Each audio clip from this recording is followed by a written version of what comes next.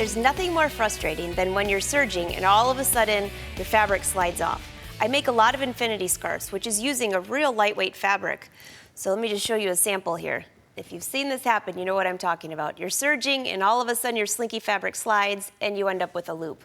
Well, how do you go back and make that look good? Because on an infinity scarf, you go from one end all the way to the other, and you don't want to have that happen. So let me just show you a sample here. I've already serged a little ways, and I'm using a contrasting thread so you can see it. So this would be the part that fell off. What I usually do is I just cut pretty close.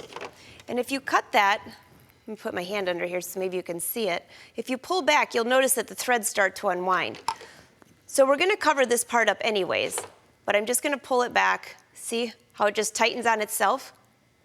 And I'm just going to trim that. And lift up your needle to the top position, pull your thread chain around to the front, line up your fabric. I'm going to put the needle about right there. And start stitching.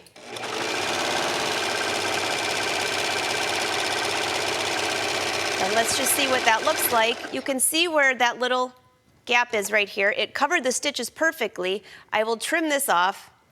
When I pull the threads out, I can make a little bit of a knot and put a little fray check there. And then how about when you want to finish your stitch?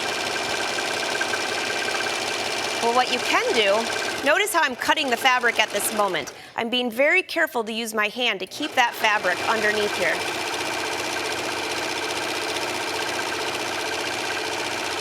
And then when I get to the end, I'm going to make sure I'm not cutting any fabric at all. And I'm just going to serge off.